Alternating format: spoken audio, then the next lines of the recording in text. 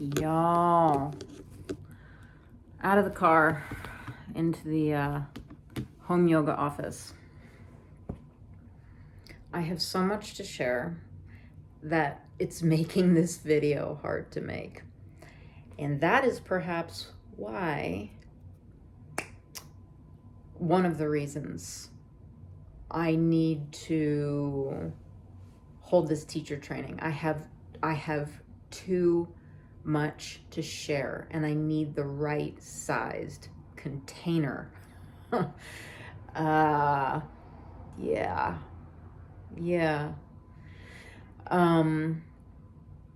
I want to keep this more simple and general for now because I keep getting tempted to dive into details. So the Quantum Yoga teacher training, you will be learning all of the same basic stuff that you would be learning in a regular teacher training. Because I want to have this registered with Yoga Alliance so that those of you who want to teach internationally can. That's really the only reason I want to get registered through them. And it just means they tell you, hey, you must teach these number of hours of anatomy. You must teach these number of hours of sequencing. You need to teach this amount of hours toward the history and philosophy of yoga. And so fine, great, we'll do that. And in addition to that, we're going either deeper or bigger to get the larger context behind everything that we're doing. But really to put this in if it's not personal, if it's not meaningful to me, I'm like, why am I even learning something? I've been asked for years in my decade plus of teaching. It's like I've gotten enough feedback to where I can see patterns, and I'm taking to heart what people are saying, and even in different teacher trainings, I'll have people say, Erica, what is it about your classes that are different? And I really like how you share personal stories, or, you seem to be like living these themes that you're teaching, and what are you doing and how are you doing it? And that's usually asked when there's not enough time to answer that. But I think this training is like an answer to that. It's going to require space and time to answer those questions for you. And I've been asking myself those questions over the years. What am I doing that seems to be different? Because it has seemed to be different from day one of my teaching. Over 10 years ago, I was drawing on the mirrors with like these kind of dry erase markers. I was drawing the chakra system because that's where I began. I began completely interested, and I've even got this behind me, about the energetic wheels of the pranamaya kosha, or the energetic body that is us. It's just as much us as our arms here.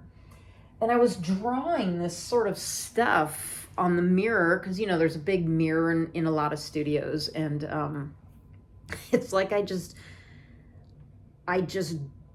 something in me had to make this mine. I had to personalize it. I couldn't just teach some generic shapes and string them together. It's like it had to come through the filter of my own heart. And I've just been doing that ever since. I think I also felt like I want to be me in this realm, because yoga was really popular it was already really popular when I started teaching it. And I thought, God, there's just a zillion classes out there. How is my class that I'm offering my offering? Do you know what I mean?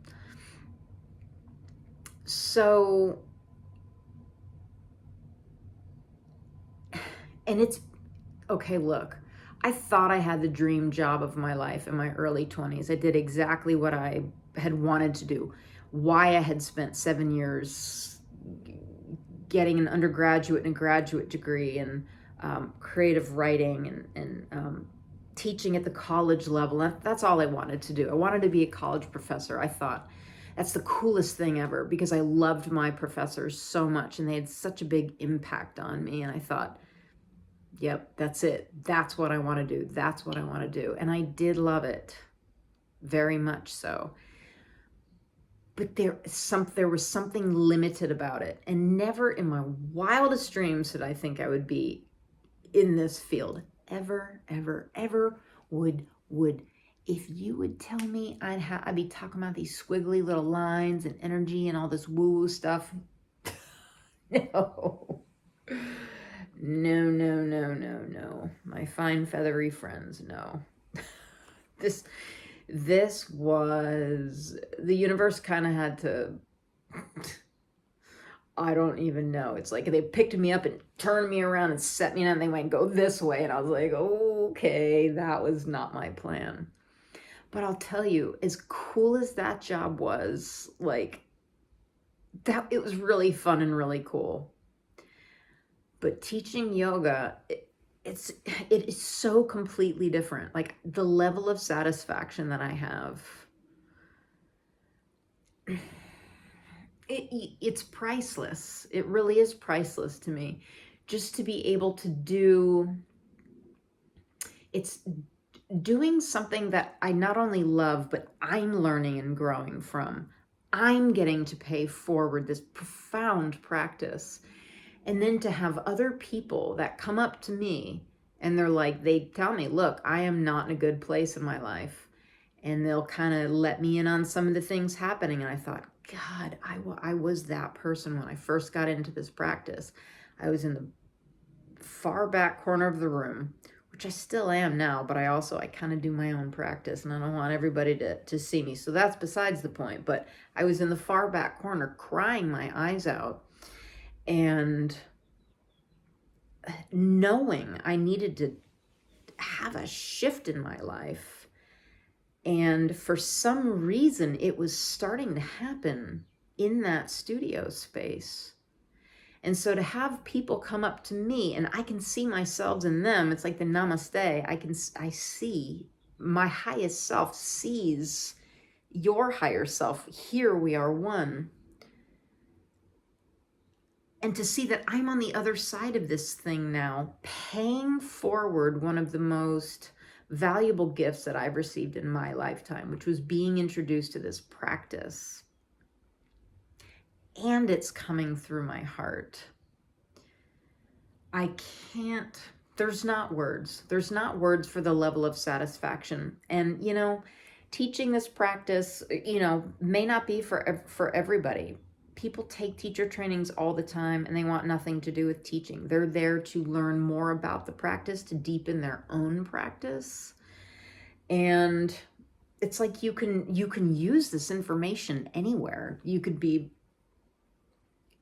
in a business job and still be using these principles because it's about you. It's about how you're experiencing the world. It's about you dropping these false beliefs that keep us in struggle and suffering. And stepping more and more into our true self, our high self, our soul self, the one that is sure and knowing and trusting and compassionate and easeful, generous, abundant, cooperative. I mean, in what area of your life, would that not serve? And I don't want anybody teaching like me.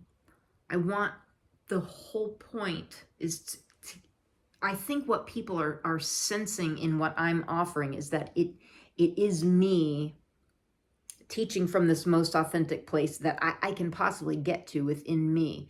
And it's like when somebody's telling the truth, you can feel it. And when somebody's trying to sell you a story, you can feel it. Feel. It's like a radar of the heart that we can sense. And my hope is for anybody who is going to train in this practice is getting to the center of who they are, their authentic being, their authentic voice, their authentic offering. The classes that I've taken over the however long I've been even practicing, close, well, maybe we'll guess 15 years, something like this, practicing, not teaching, but practicing. I've taken a lot of classes with a lot of different teachers, and the people that have had the profound effect on me are the ones that are, it's a heart-centered teaching. Like when I was teaching college, it was all up here, and I'm not an intellectual, and so that I was very limited. I thought I was, but the truthier truth is that I'm a heart-centered being. And living up here, I was cutting myself off severely, and I was suffering. And that turned into a nice little daily drinking habit that, man, destroyed everything. But then the only place to go from the bottom is up, and that's where everything turned around. And yoga and etc. But this experience that I'm having, getting closer and closer to who I am, my higher self, the essence of who I am, and the freer I start to feel, and the more satisfied I start to feel, I want to be able to share this with others. And I'm not trying to push it on others, because I keep getting these questions over the years and I need a space to answer it. So, goodness, maybe I'll just need to, I'm planning on making more videos because I want to explain some of these concepts to you, because God, I want to really, within the training itself, we're going to focus on a small handful of theories or ideas that are both based in like the ancient Hindu practices or metaphysical practices and quantum physics. I want you to know that we can talk about them in these two different languages and how they're really saying the same thing. Oh, namaste. Because even one concept, you could just go in, it's huge. It's huge. It's like if you just take the word truth and like, hey, let's have a conversation on truth. My God, that conversation could go on forever. It seems like it's it's just one word. It's one simple concept. No, it gets huge. And I would rather you have a deeper understanding than just like tons of information, because we live in an information age, and you've got the internet, and we're actually exposed to what I feel like is too much information. Like there's too many options, when it's like I'd rather have the depth and the focus rather than, it's almost like, do you want to have one delicious meal within your day, like the most delicious meal that you could get in Austin, or do you want to just kind of eat bread all day? Like you can eat all day long, and here's 15 loaves of bread. Would you rather eat the bread all day, some kind of cheap old white bread, or have one high quality meal every day? I'd rather have the meal.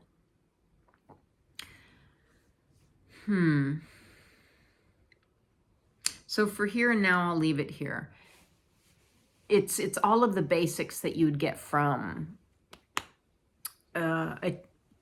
your modern day teacher training. All of the basics that Yoga Alliance requires for their certification, and what makes quantum yoga distinctive. I'll name just a few. Number one, coherence. One must be in a coherent state, because if you're not in a coherent state, you're in an incoherent state. So it really matters how you begin anything. Again, it doesn't matter if you're listening to me and you're here to teach this practice. You want to be in a coherent state when you're parenting, when you're cutting somebody's hair. It doesn't matter what you're doing. You're either in a coherent state or in an incoherent state. And guess what? One leads to your total health, and the other wears on your energy over time.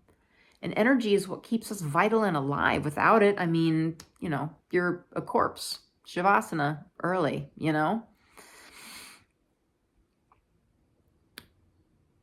And this is a huge deal. Brain and heart coherence. It's a big deal. So this is one of the essential foundational pieces, is learning what coherence is, what a coherent state is, how this is different from anything else that you could think of. Some people just think, oh, you're calm, you're in a calm state. No, it's getting the frequency of these two energy centers to become one. It's like opening up a phone line between either the brain and the heart, or the pineal and the heart, so that they're saying the same thing. They're not moving in opposite directions and at odds with one another. Their power is together. So what is a coherent state? Why is it important to lead from a coherent state? No matter what it is you're doing, especially teaching a yoga class, because your energy is influencing that class. Setting your personal intention for that class. This is distinct from theme creation, which is another one of these pillars of quantum yoga.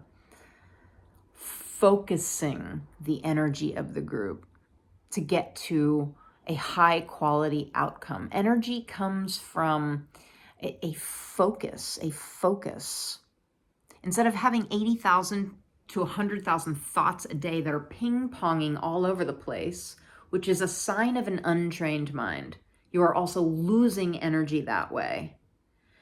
Your liberation, since yoga is a liberation practice, your freedom, your liberation comes from being able to take your thoughts from ping-ponging all over the place and focusing them on a smaller field.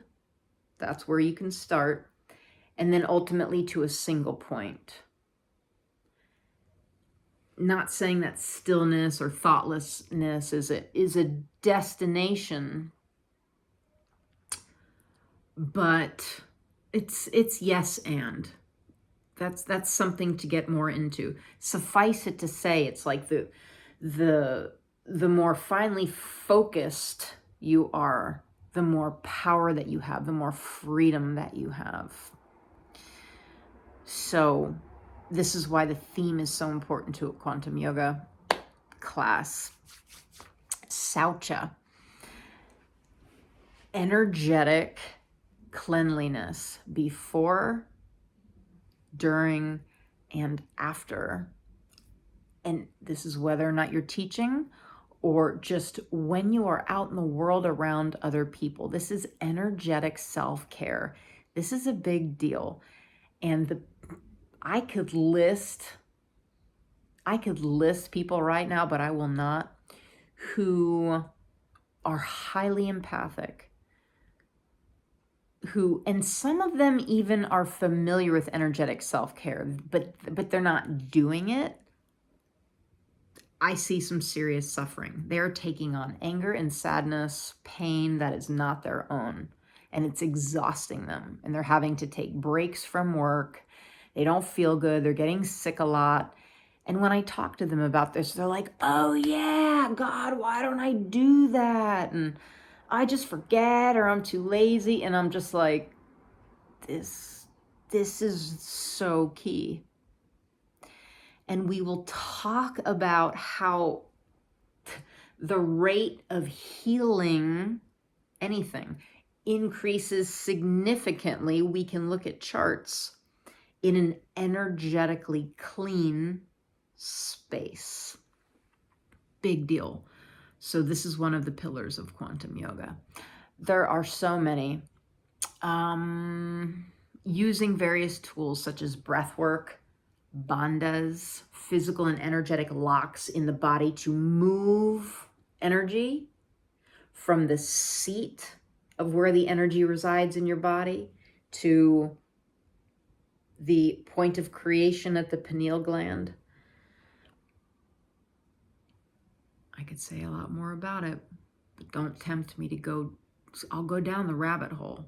I will go down the rabbit hole. Those of you who know me are like, she'll go. She goes head first. Those are a couple. There's also different meditation techniques, or techniques to help us get us into an expanded state, out of a contracted state, which most people who are coming to a yoga class are in. They've been in traffic. They've been doing their to-do list. They're in this fast American culture that's just like do, work, produce, consume, and that's not our nature. Look outside at the trees and the flowers in the sky. That is not the pace of nature. And we are nature. So people come in like, all tight and in a contracted state. That's a false self. It's not who we are. So there are different techniques about it's part of its visualization, and it's moving your awareness from two different points and within certain patterns that help get the brain into expanded states.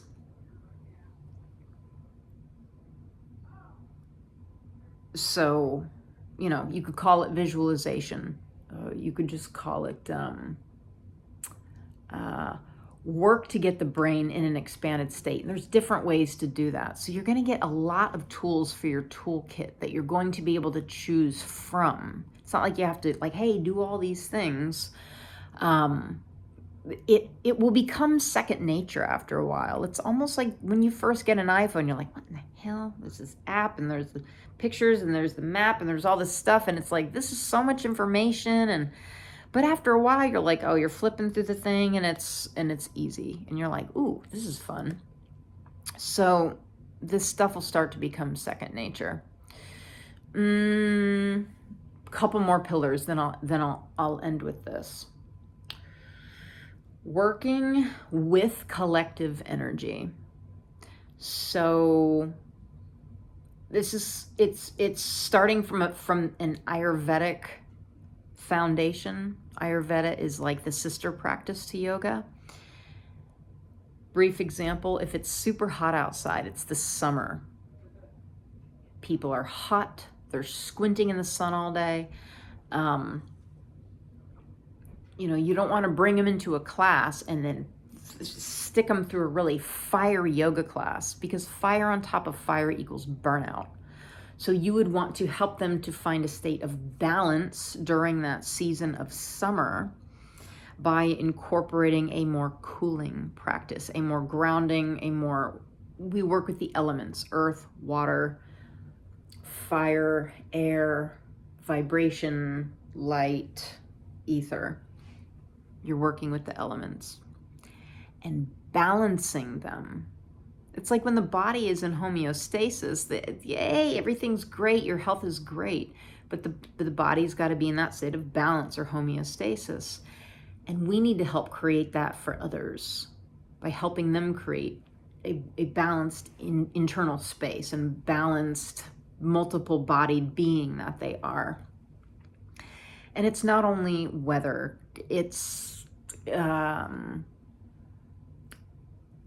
being sensitive to dominant emotional states on the planet. There could be a lot going on. Like when the pandemic was going on, it's like you're like, okay, let me tune into what is happening here and what does it feel like would be the most beneficial for the most people here, and offering that in class. Sensitive to subject matter and to people in high states of fear and grief and things like that, and being tuned in enough to be able to say, what is most supportive to these people right now? And space weather. It's a thing. It's probably the thing that I'd say is like the least well known, but you're going to get to know it. I'll show you some graphs and get you some new apps on your phone so you can start to keep up with this stuff and start to feel it in your own personal life. Like, I don't want you to take my word for it. I want you to have an experience with it. But various astrological events like the eclipse has a high level of focus on it this time around, which is almost like, whoa, everybody's making plans to go out to see this eclipse. And in years past, I don't think it's been this popular, but so many are on the internet now, that information is out there.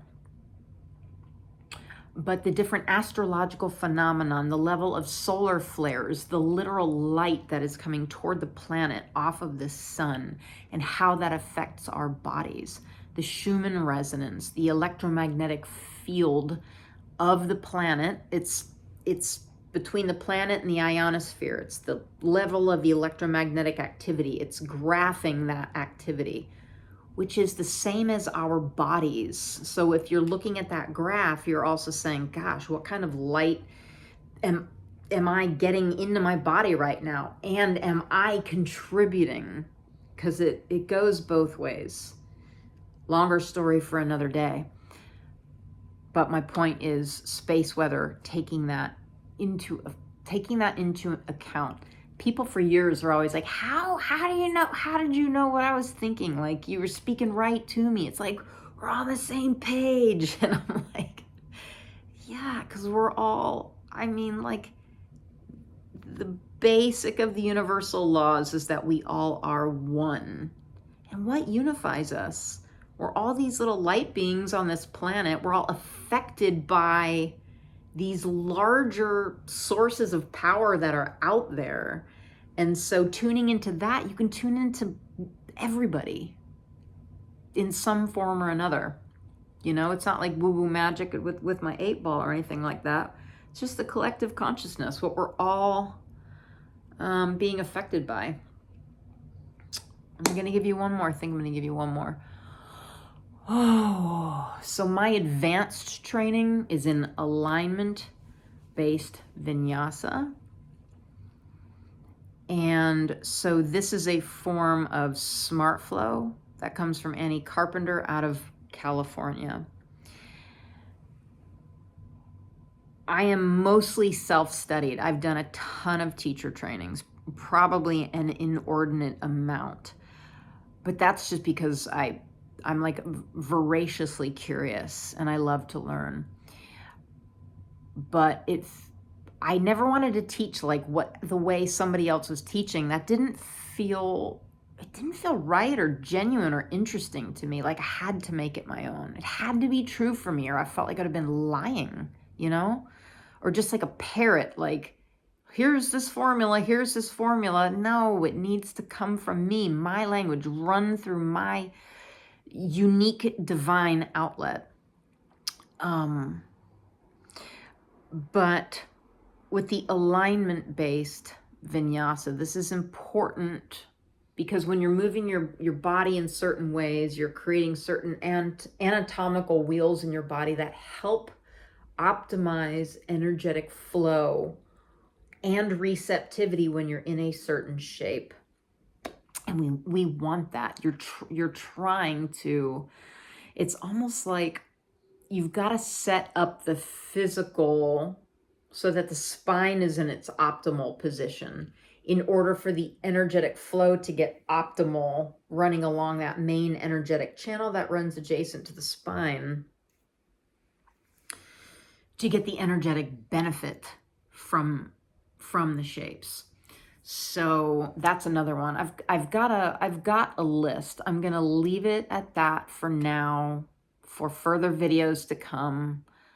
I want to keep getting more basics out to give you the very best idea of what this is, why it could be of interest to you or somebody that you know, or it's just interesting to hear some of these things because I'm curious about all this quantum stuff. And one of the reasons I teach stuff is so that I can learn it better. It's why I teach on the themes that I do. It's why I was teaching about the chakras. It's why I was teaching about yoga. I was like, what in the heck is yoga? This is way too big for me. But that's one of my best ways to learn, is to put it through my own mouth and teach it. So in a sense, we're learning together.